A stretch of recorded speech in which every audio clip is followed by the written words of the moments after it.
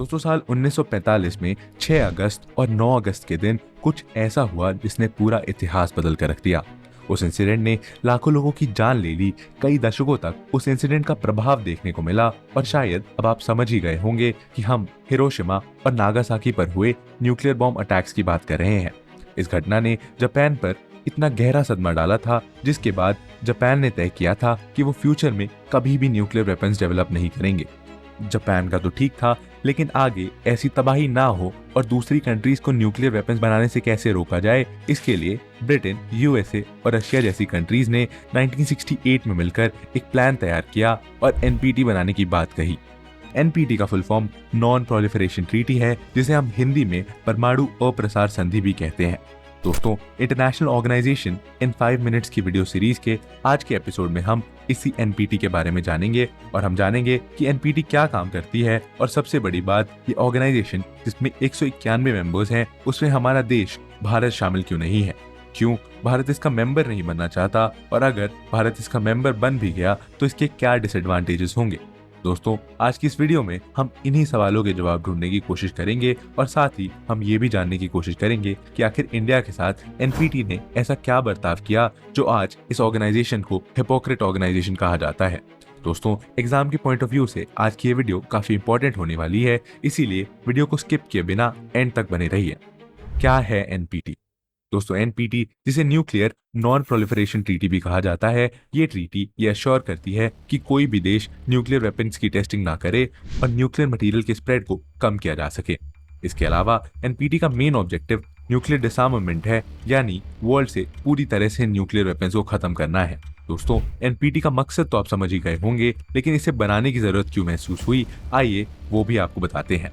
दोस्तों, ईयर 1945 में अमेरिका ने इतिहास में पहली बार न्यूक्लियर वेपन्स का यूज किया था और हिरोशिमा और नागासाकी जैसे शहर इसके कारण पूरी तरीके से डिस्ट्रॉय हो गए थे। कोल्ड वॉर के दौरान अमेरिका के बाद रशिया, यूके, फ्रांस और चाइना ने भी न्यूक्लियर वेपन्स डेवलप कर लिए थे, लेकिन फ्यूचर में फिर कभी हिरोशिमा और नागासाकी जैसा इंसिडेंट ना हो और कोई भी देश न्यूक्लियर वेपन्स का इस्तेमाल ना करे, इसके लिए एनपीटी बनाने का आइडिया पेश किया गया था। सबसे पहले आयरलैंड ने एनपीटी का प्रस्ताव किया था और 1968 में यूनाइटेड नेशंस की महासभा में एनपीटी का मुद्दा उठाया गया और फिर इसके फॉर्मेशन पर मुहर लगी। हालांकि दोस्तों, इसे लागू 2 साल बाद यानी 1970 में ही किया गया था। एनपीटी के मेंबर्स। दोस्तों, आज के समय में दुनिया के 191 देशों ने एनपीटी पर साइन किए हुए हैं और इनमें से 5 देश परमाणु संपन्न हैं, जिनमें यूएसए, यूके, रशिया, फ्रांस और चाइना जैसे देश शामिल हैं। बाकी सभी देशों ने इस ट्रीटी पर साइन कर यह वादा किया है कि वो न्यूक्लियर वेपन्स डेवलप नहीं करेंगे और इंडिया, पाकिस्तान और इजराइल अभी तक एनपीटी के मेंबर्स नहीं बने हैं, जबकि इन देशों के पास न्यूक्लियर वेपन्स की टेक्नोलॉजी है। नॉर्थ कोरिया ने 1985 में इस ट्रीटी पर साइन किए थे, लेकिन 2003 में नॉर्थ कोरिया ने खुद को इस ट्रीटी से अलग कर लिया और उसके बाद से अब तक कई बार नॉर्थ कोरिया न्यूक्लियर टेस्ट कर चुका है।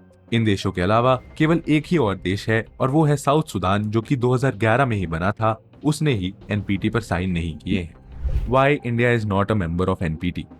दोस्तों, एक तरह से देखा जाए तो एनपीटी एक अच्छे कॉज के साथ शुरू होने वाली ऑर्गेनाइजेशन है जो वर्ल्ड में पीस बनाए रखने की दिशा में काम करती है। इस तरह की चीजों में इंडिया तो वैसे सबसे आगे रहता है, लेकिन एनपीटी से इंडिया ने खुद को दूर रखा हुआ है। इंडिया के एनपीटी पर ना साइन करने की कई वजह हैं और इनमें से पहला रीजन है डिस्क्रिमिनेशन। एनपीटी को एक बायस्ड और डिस्क्रिमिनेटेड ट्रीटी माना जाता है और एनपीटी के रूल्स के अनुसार ये सिर्फ उन्हीं कंट्रीज को न्यूक्लियर संपन्न मानेगा जिन्होंने 1970 से पहले न्यूक्लियर टेक्नोलॉजी विकसित कर ली थी।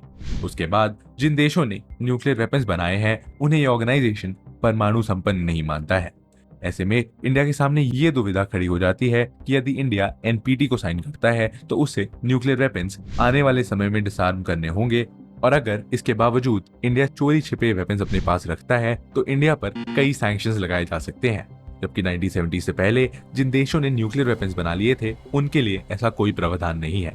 एनपीटी को लेकर अमेरिका का दोहरा रवैया भी नजर आता है और ये तो हर कोई जानता है कि जब इंडिया ने 1974 और 1998 में न्यूक्लियर टेस्ट किए थे तो यूएसए ने इंडिया को रोकने की कई कोशिश की थी, इंडिया पर सैंक्शंस लगा दिए थे। वहीं दूसरी ओर जब पाकिस्तान ने न्यूक्लियर टेस्ट किए तो यूएसए ने चाइना की मदद से पाकिस्तान को सपोर्ट किया। इस तरह से डिस्क्रिमिनेशन के कारण इंडिया ने खुद को इस ऑर्गेनाइजेशन से दूर रखने का फैसला किया। इसके अलावा सिक्योरिटी रीजंस के कारण भी इंडिया ने कभी एनपीटी पर साइन नहीं किया। चाइना और पाकिस्तान जैसे पड़ोसी देश इंडिया के कट्टर दुश्मन हैं और ये दोनों ही देश न्यूक्लियर टेक्नोलॉजी से लैस हैं। ऐसे में एनपीटी में शामिल होना इंडिया के लिए एक बेहतर ऑप्शन नहीं है। वैसे बता दें कि न्यूक्लियर वेपन्स को लेकर इंडिया ने नो फोर्स यूज पॉलिसी अपनाई हुई है, यानी कि किसी भी सिचुएशन में इंडिया किसी देश पर पहले न्यूक्लियर अटैक नहीं करेगा। एनपीटी को लेकर क्रिटिसिज्म। दोस्तों, एनपीटी अक्सर ही विवादों में बनी रहती है और एनपीटी का मेन ऑब्जेक्टिव था कि वर्ल्ड से न्यूक्लियर वेपन्स पूरी तरीके से इरेडिकेट कर दिए जाएं, लेकिन करीब 54 साल बाद भी इस गोल की दिशा में कोई खास काम नहीं हुआ है। इसको लेकर कोई टाइम लिमिट भी सेट नहीं की गई है और यूएसए और रशिया अब भी लगातार न्यूक्लियर वेपन्स बना रहे हैं, जबकि ये खुद अन्य देशों को ऐसा करने से रोकते हैं। इंडिया का कहना है कि यदि सारे देश न्यूक्लियर वेपन्स को डिस्ट्रॉय करते हैं तो हम भी अपने परमाणु हथियार खत्म करने के लिए तैयार हैं, लेकिन सबको पहले करना होगा। दोस्तों, एनपीटी ने अब तक कोई स्ट्रिक्ट रूल्स नहीं बनाए हैं। जैसे नॉर्थ कोरिया ने पहले इस पर साइन किए थे, लेकिन बाद में खुद ही पीछे हट गया और एनपीटी ने नॉर्थ कोरिया पर कोई एक्शन भी नहीं लिया। और इसी दौरान ऐसी और भी खबरें सामने आ रही हैं कि बहुत जल्द ईरान भी एनपीटी से पीछे हट सकता है। तो दोस्तों, ये थी एनपीटी के बारे में कुछ इंपॉर्टेंट जानकारी। आपको क्या लगता है, क्या इंडिया को एनपीटी पर साइन करना चाहिए या फिर बिना साइन किए अमेरिका और चाइना पर पलटवार करते रहना चाहिए? जरूर बताइए अपने व्यूज कमेंट सेक्शन में। ऐसे ही और वीडियोस के लिए वर्ल्ड अफेयर्स को सब्सक्राइब करना और इस वीडियो को ज्यादा से ज्यादा शेयर करना ना भूलिए। मिलते हैं आपसे ऐसे ही एक और इंटरेस्टिंग और इन्फॉर्मेटिव वीडियो के साथ। तब तक के लिए जय हिंद।